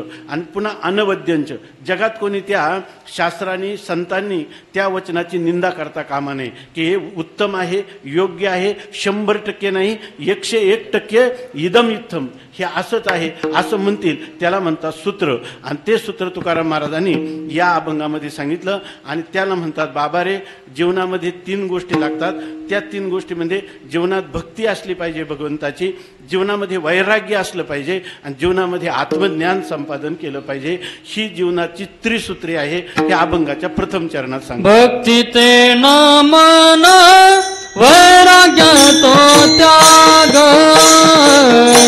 भक्ती ते मन वैराग्य तो त्याग, भक्ती ते मन वैराग्य तो त्याग, भक्ती ते मन वैराग्य तो त्याग. भोग ब्रह्मतणु ज्ञान भोग ब्रह्मतणु ज्ञान ब्रह्मी भोग ब्रह्मतणु देहाचा निराश पाविजे आठाया देहाचा निराश पाविजे आठाया ज्ञान ब्रह्मी भोग ब्रह्मतणु ज्ञान ब्रह्मी भोग ब्रह्मतणु ज्ञान ब्रह्मी भोग ब्रह्मतणु देहाचा निराश पाविजे आठाया देहाचा निराश पाविजे आठाया भक्ती तेन मन भक्ती तेन मन भक्ती तेन मन वैराग्य तो त्याग भक्ती तेन मन भक्ती तेन मन भक्ती तेन मन वैराग्य तो त्याग ज्ञान ब्रह्मी भोग ब्रह्मतणु ज्ञान ब्रह्मी भोग ब्रह्मतणु ज्ञान ब्रह्मी भोग ब्रह्मतणु ज्ञान ब्रह्मी भोग ब्रह्मतणु देहाचा निराशे देहाचा निराशे देहाचा निराशे पाविजे आठाया देहाचा निराशे देहाचा निराशे देहाचा निराशे पाविजे आठाया देहाचा निराशे देहाचा निराशे देहाचा निराशे पाविजे आठाया देहाचा निराशे देहाचा निराशे देहाचा निराशे पाविजे आठाया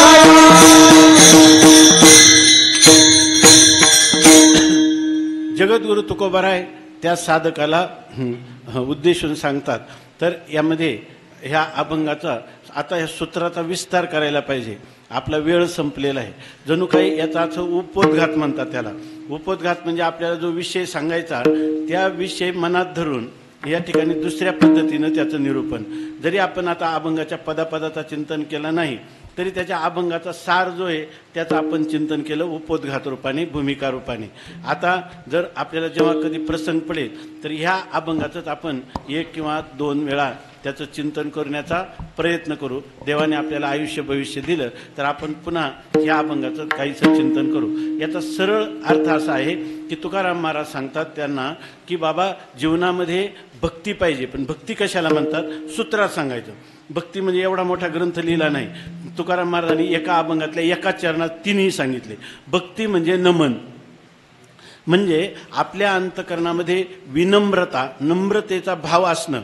म्हणजे आपलं जे इष्टदैवत आहे त्या इष्टदैवतापुढं आपण कोणीच नाही, तेच सर्व काही आहे. आणि त्या परमात्म्याची असीम अहेतुकी अशी दया माझ्यावर वर्षाव करीत आहे. मी काही भगवंताला माझ्या प्रयत्नाने माझ्या साधनाने प्राप्त करू शकत नाही. तो भगवान अहेतुकी दयाघन अशा प्रकारचा अकारण करुणा वरुणालय आहे. म्हणून मी त्याच्यापुढे नतमस्तक आहे. म्हणून या ठिकाणी भक्ती करणं म्हणजे पहिल्यांदा मनुष्याचे अंतकरणात नम्रता असणं. म्हणजे भक्तीचं सूत्र आहे नम्रता, भक्तीचं सूत्र आहे वंदना, भक्तीचं सूत्र आहे निरहंकारिता. हे सांगितलं भक्ती ते नमन. दुसरं वैराग्य. वैराग्य म्हणजे काय तर वैराग्य याचा अर्थ त्याग असा सांगितला. खरं तर काय आहे मनुष्याला निसर्गच त्याग शिकवतो. हे शास्त्र ऐकण्याची सुद्धा गरज नाही. तुकाराम महाराजांनी वैराग्याला त्याग सांगितला ह्याची सुद्धा गरज नाही. स्वामी महाराज नेहमी सांगायचे आपल्या जीवनामध्ये बघा, आपल्याला जेव्हा पोटामध्ये मळमळ होते तेव्हा आपल्याला असं वाटतं की केव्हा वांती होईल. आणि जर त्या मनुष्याला वांती झाली नाही तोपर्यंत तो अस्वस्थ असतो. जर एखाद्याच्या पोटात मुरडा येत असला, आमांश जर त्याला असले, आऊ पडत असले, सारख्या पोटामध्ये कळा येतात. आणि जेव्हा तो बाहेर जातो आणि जेव्हा तो शौचावून येतो तेव्हा तो म्हणतो आता थोडं बरं वाटतंय. वांती झाली का तरी म्हणतो बरं वाटतंय. याचा अर्थ ह्या ज्या माईक वस्तू आहेत ह्या सगळ्या त्याज्यच आहेत. आणि जेव्हा त्याचा त्याग झाला तरच माणसाला समाधान वाटतं. ह्याला काही शास्त्र शिकायची गरज नाही. आपल्याला अनुभव आहे की आपण ज्या वेळेला जर माणसाचं पोट फुगलं आणि त्याला जर पार कधी कधी हॉस्पिटलमध्ये जाऊन त्याची व्यवस्था करावी लागते. आणि तेवढं झालं का तो काय म्हणतो, अगदी बरं वाटलं. बरं वाटल्याला काय केलं तुला, तर फक्त ज्या त्याज्य गोष्टी आहे त्या त्यागल्या तरी बरं वाटतं. इतकंच नाही, त्या त्यागल्याचा अभिमान जरी अंतकरणात राहिला तरी बरं नाही वाटत. विठ्ठल विठ्ठल विठ्ठल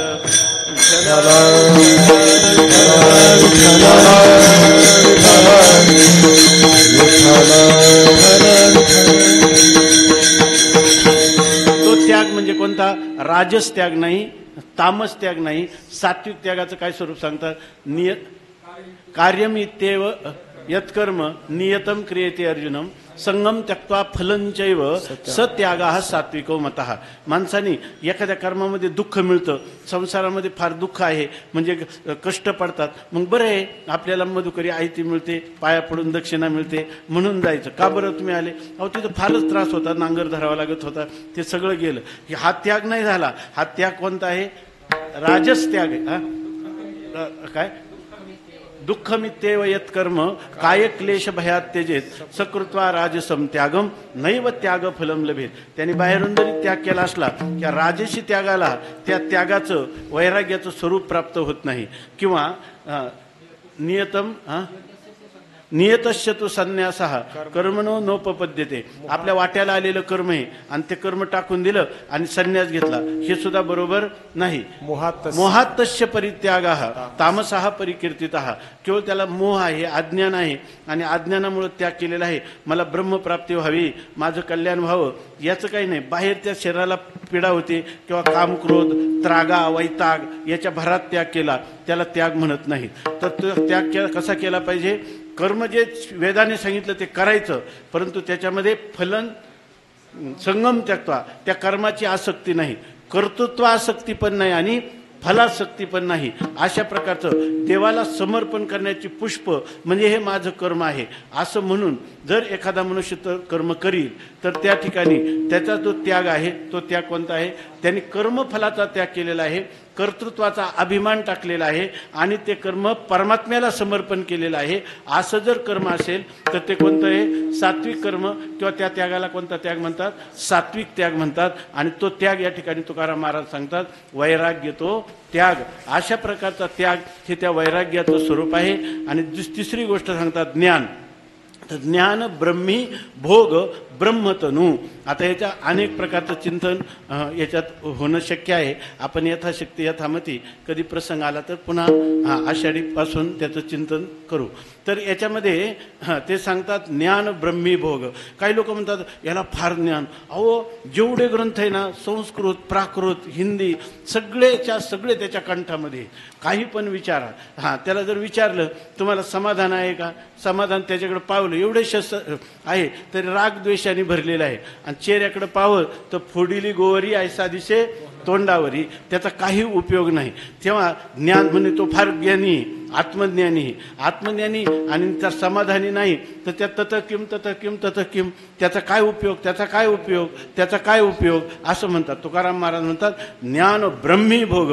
जे सच्चिदानंद ब्रह्म आहे त्याच्यामध्ये त्याचा भोग होत असेल तर त्या पुरुषाची लक्षणं आहेत. ज्ञान ब्रह्मी, ब्रह्माचा जर ब्रह्म आहे सच्चिदानंद स्वरूप आणि ते ब्रह्म मी आहे आणि त्या ब्रह्माचा भोग नाम त्या अंतःकरण वृत्तीमध्ये ते ब्रह्म विशेष भावाने चिदानंद रूप शिवोहम शिवोहम या भावाने जर प्रगट होत असेल तर त्याला शरीराला येणाऱ्या मृत्यूचा माझा काही संबंध नाही, मनाला होणाऱ्या सुखदुःखाचा माझा काही संबंध नाही आणि माझ्या बुद्धीमध्ये स्फुरण पावणारं ज्ञान आणि अज्ञान याचा देखील माझा काही संबंध नाही. मी केवळ नित्य मुक्त असणारा, या ठिकाणी अजर अमर असणारा आत्मा मी आहे. ज्ञान घन आत्मा मी आहे, आनंद घन आत्मा मी आहे आणि त्या ठिकाणी मला बंध मोक्ष काहीच नाही आणि सर्व मीच एकटा आत्मा नाही, हे सर्वम खलविदम ब्रह्म. त्याला म्हणतात ब्रह्मतनू. तनू विस्तारे म्हणजे या ठिकाणी त्याचं शरीर जे आहे ना, हे शरीरामध्ये सगळ्याच्या सगळंच ब्रह्मरूप आहे. आपल्या शरीरासहित तुम्ही आम्ही सर्व अवघे ब्रह्मरूप, रीता नाही ठाव विठ्ठल जळी स्थळी भरला. अशा प्रकाराने तो जेव्हा जिकडे पाहे तिकडे बाई, श्रीहरी वाचून दुजे नाही, अशी अनुभूती ज्याच्या हृदयात स्थिर झाली त्याला म्हणतात ज्ञान ब्रह्मी भोग. आणि त्याची तनू काय आहे, तर ब्रह्मतनू त्या ठिकाणी सर्वम खल्विदम ब्रह्म, सर्व काही परमात्मा रूप आहे. जेथे जेथे जाय मन आणि तेथे तेथे अधिष्ठान, अशा प्रकारची ही स्थिती आहे. आणि ही स्थिती कधी प्राप्त होते तर जर तुम्ही ह्या देहाचे चोचले पुरवले, त्याचं अंजन भंजन केलं, तर तोपर्यंत ही स्थिती कधी प्राप्त होत नाही.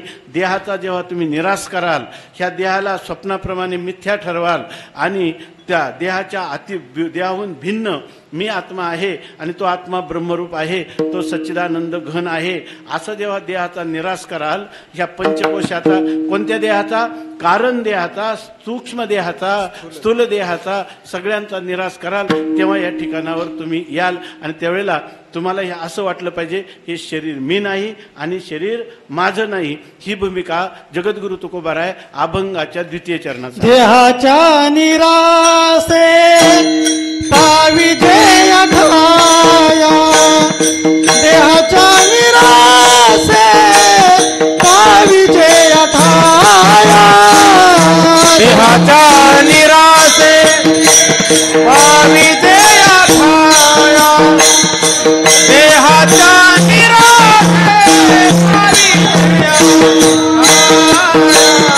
देहाच्या निरासे पाविजे अघाया, देहाच्या निरासे पाविजे अघाया,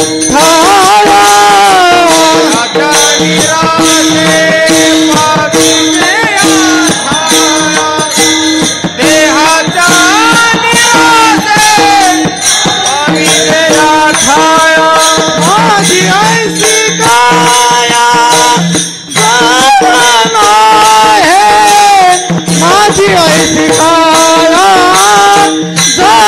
जवन आहे, माझी ऐसी काया माझी ऐसी काया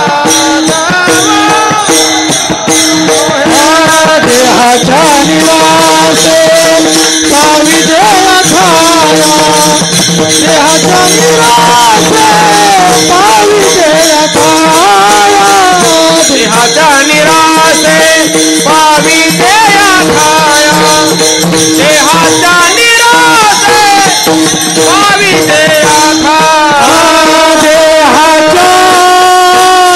निरासे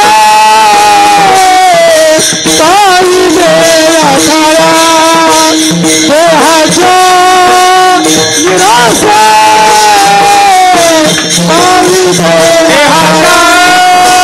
निरासे पाविजे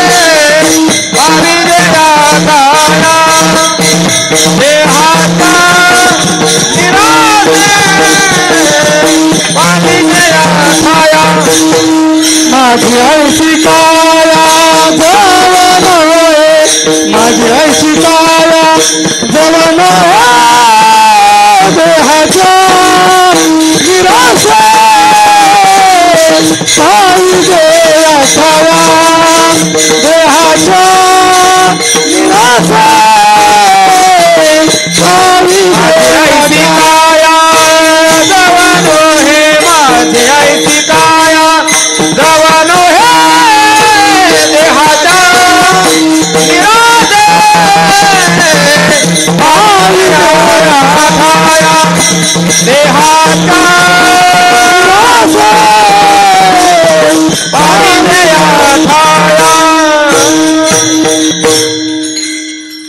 माझी आईशी काया जवनो हे, जोपर्यंत हे शरीर माझं नाही असं वाटत नाही आणि ह्या देहाचा निराश होत नाही, तोपर्यंत या ब्रह्मस्वरूपाला तो पुरुष प्राप्त होऊ शकत नाही.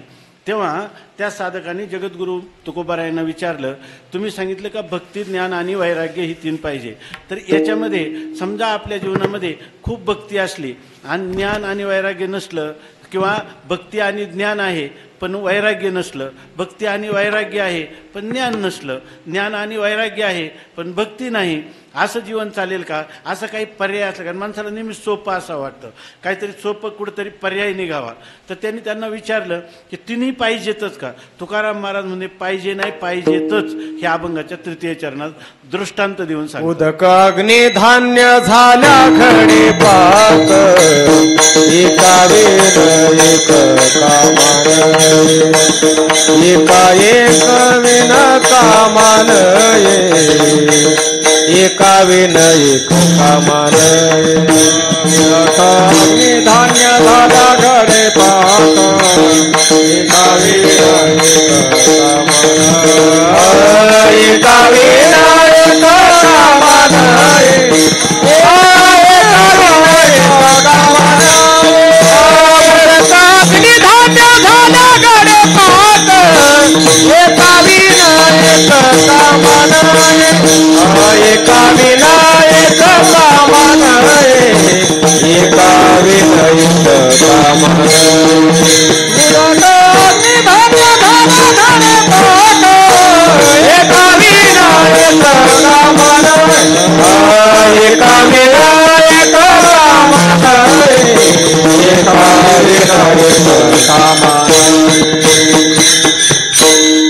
तुकाराम महाराजांनी त्यांना 2019चा दुष्काळ डोळ्यापुढे ठेवून सांगितलं.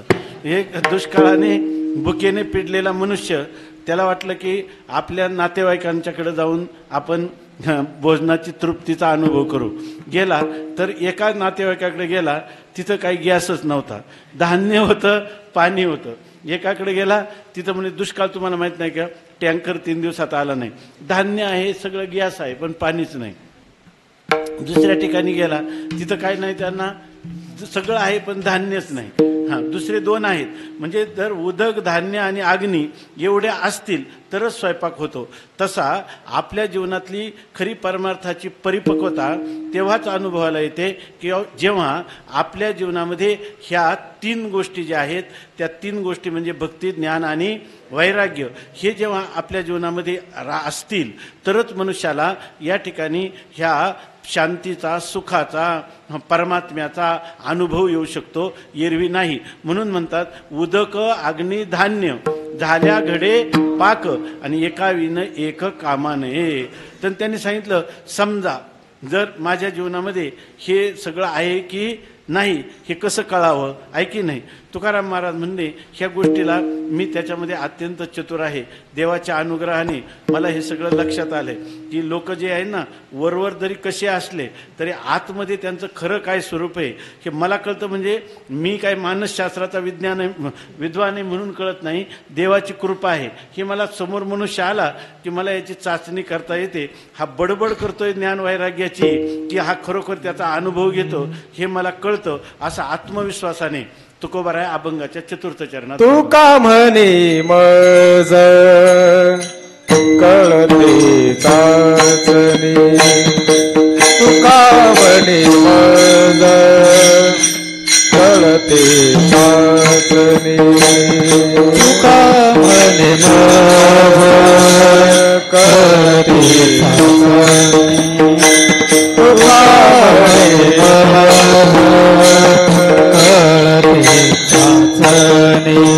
बडबडीची वाणी अथवा सत्य, बडबडीची वाणी अथवा सत्य, देहाच्या निरासे पाविले आठाया, देहाच्या निरासे पाविले आठाया.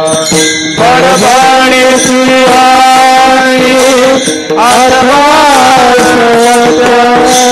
बडबडी सुहाणी अथवा सत्य, देहाच्या निरासे पाविले आठाया, देहाच्या निरासे पाविले आठाया.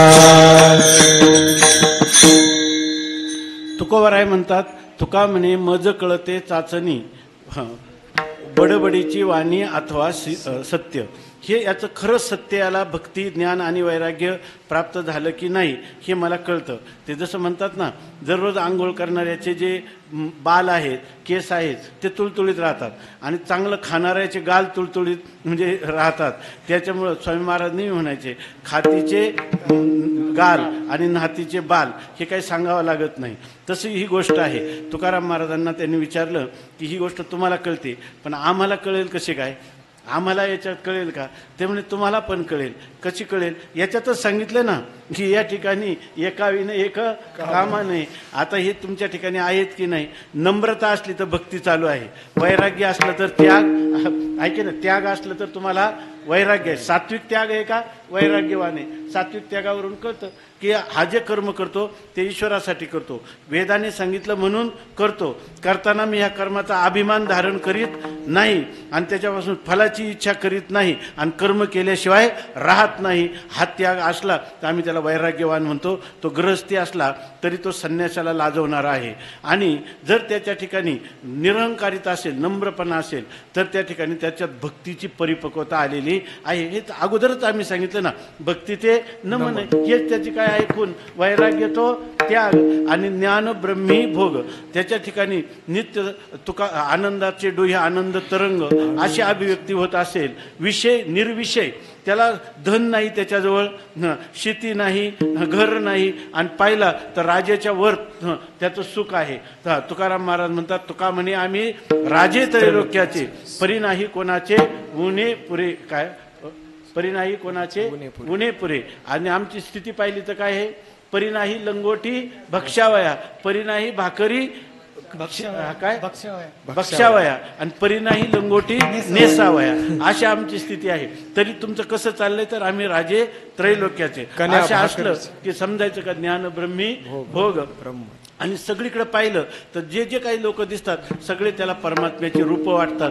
तर त्याची काय आहे? ज्ञान ब्रह्मी भोग आणि ब्रह्म तनू. आणि त्याच्या देहाचा निराश झाला म्हणूनच या ठिकाणाला आला, असं त्याचं कळता येतं. मग ते म्हणे बरं झालं तुका, बरं आहे, चांगलं लक्षात घ्या.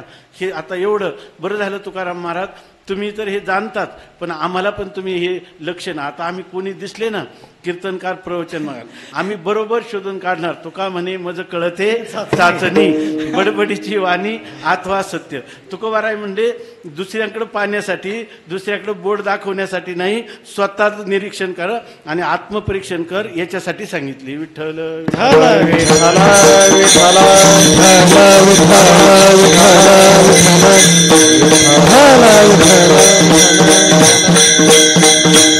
याच्यासाठी स्वामी महाराज नेहमी गोष्ट सांगायचे. थोडी ग्राम्य गोष्ट आहे, तिचे मी त्याला सौम्य करून सांगतो थोडी. स्वामी महाराज गावाकडे असताना त्यांचा एक धनगराचा मित्र होता. ते एका ओट्यावर बसले होते. ते त्याने काय भिकारीच्या बाया असतात, ते सुया घ्या, बिबिवे घ्या, दोरे घ्या, ती एक विकायला आली आणि ते ओट्यावर बसले होते. तिनं काय केलं की एक तिच्या याच्यातून एक कांडी काढली आणि ती कांडी घ्या म्हणे, ही 1 रुपयाची कांडी. ते म्हणे आम्हाला काय करायचं, ह्या कांडीचा काय उपयोग? ते म्हणे ही वशीकरण कांडी. ही कांडी ज्याला लावली का तो मनुष्य आपण जे सांगू ते ऐकतो म्हणे. त्यांनी ती हातात घेतली. ती म्हणे द्या 1 रुपया. ते म्हणलं थांब जरा. ते म्हणे मला जायचंय पुढं.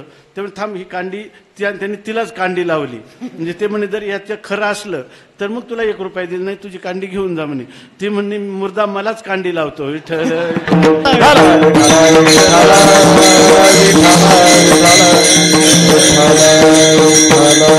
याचा अर्थ ही जी लक्षणं आहेत की दुसऱ्यांना लावण्यासाठी नाही, ती आपण तपासायची आणि आपल्या जीवनातला दोषांचा त्याग आणि गुणांचा संग्रह करायचा.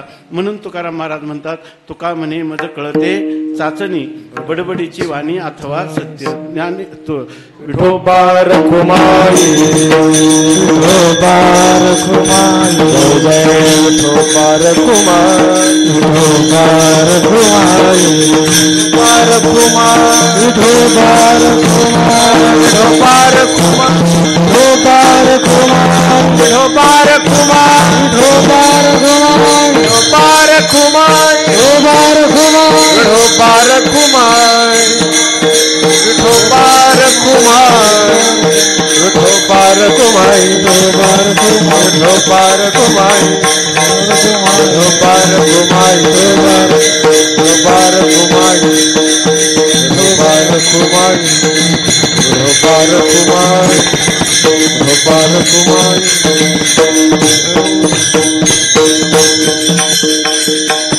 भक्ती तेन मन वैराग्य तो त्याग ज्ञान ब्रह्मी भोग ब्रह्मतनु देहाच्या निरसने पावी देहाच्या निरासे पाविजे आठाया माझी आईशी काया दोन हे उदकाग्नी धान्य झाल्या घडे पाक एका विण एक कामा नये तुका म्हणे मज कळते चाचणी बडबडीची वाणी अथवा अथवा सत्य देहाच्या निरासे पाविजे आठाया माझी आईशी काया दोन हे. या ठिकाणी यथाशक्ती यथामती जगद्गुरु तुकोबारायांच्या ह्या अभंगवाणीतली जी शब्दरचना आहे त्याचा थोडासा काही चिंतन करण्याचा आपण यथामती यथाशक्ती विचार केला. भगवान जगद्गुरु तुकोबारायांची आपल्यावर अशाच प्रकारची कृपा व्हावी की या अभंगामध्ये त्यांना अपेक्षित असणारे भाव हे तशा प्रकारचे विचार तशा प्रकारच्या आचारसंहिता आणि तशाच भावना आपल्या हृदयात उत्तरोत्तर वृद्धिंगत व्हाव्या आणि त्यांना अपेक्षित असणारे जी जीवनाची पारमार्थिक साधना ती करत करत आपल्या जीवनाच्या मृत्यूच्या एक क्षण का होईना पूर्व की आपल्यालाही असं वाटावं याजसाठी केला होता अट्टाहास शेवटचा दिस गोड व्हावा आता निश्चिंतीने पावलो विसावा. हे जे तुकाराम महाराजांचे उद्गार आहेत तसेच उद्गार आपल्या जीवनात आपल्या मुखातून भगवंताला उद्दिष्ट करून या ठिकाणी बाहेर पडावे. बाह्य जीवनात आपल्याला किती दारिद्र्य आहेत, किती रोगराई आहे, किती लोकांमध्ये अपमान आहे, ह्या गोष्टीला काही नाही. तुकाराम महाराज म्हणतात तुझ्या पायाचा विसर पडू नये, तुझा न व्हावा विसर, तुका म्हणे तुझा न व्हावा विसर, भगवंताचा विसर होऊ नये. दुःखाचे डोंगर झाले तरी हीच या ठिकाणी ज्ञानोबारायांच्या सत्तेतून त्यांच्या चरणी प्रार्थना करायची आणि आपल्या जीवनाचा प्रवास अशा प्रकारच्या ह्या अभंगाला आपल्या जीवनातले मैलाचे दगड मार्गदर्शक दगड समजून आपल्याकडून हे चिंतन होत राहावं एवढीच त्यांच्या चरणी मागणी करायची आणि आजच्या चिंतनाला विराम द्यायचा. ज्ञानेश्वर माऊली माऊली तुकाराम महाराज ज्ञानेश्वर माऊली माऊली जय जय ज्ञानेश्वर माऊली महाराज माऊली.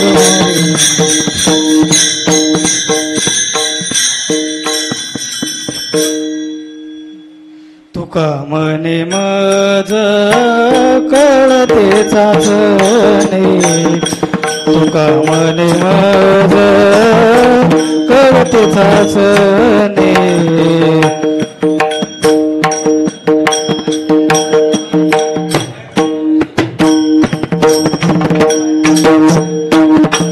कळते चाचणी बडबडीची वाणी अथवा सत्य, बडबडीची वाणी अथवा सत्य, बडबडीची वाणी अथवा सत्य, देहाच्या निरासे पाविजे आठाया, देहाच्या निरासे पाविजे आठाया, बडबडीची वाणी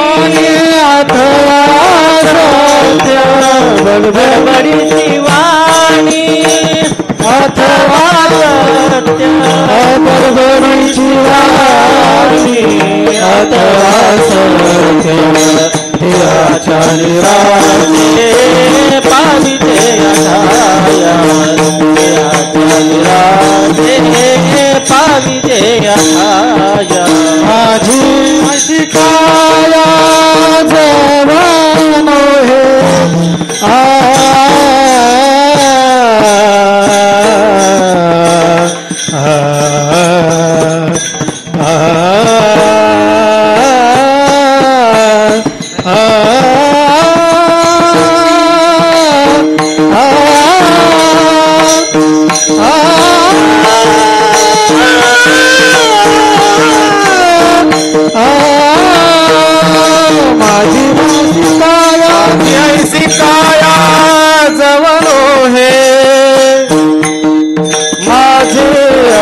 हे काया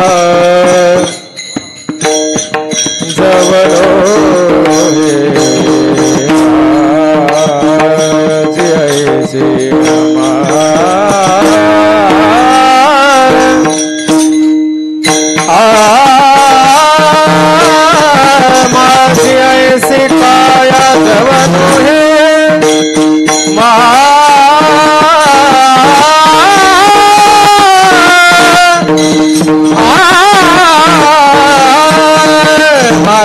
ऐसी काया जवनो हे माझी ऐसे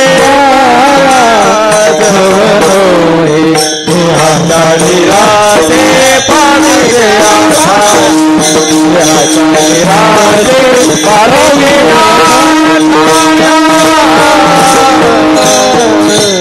विठ्ठल जयती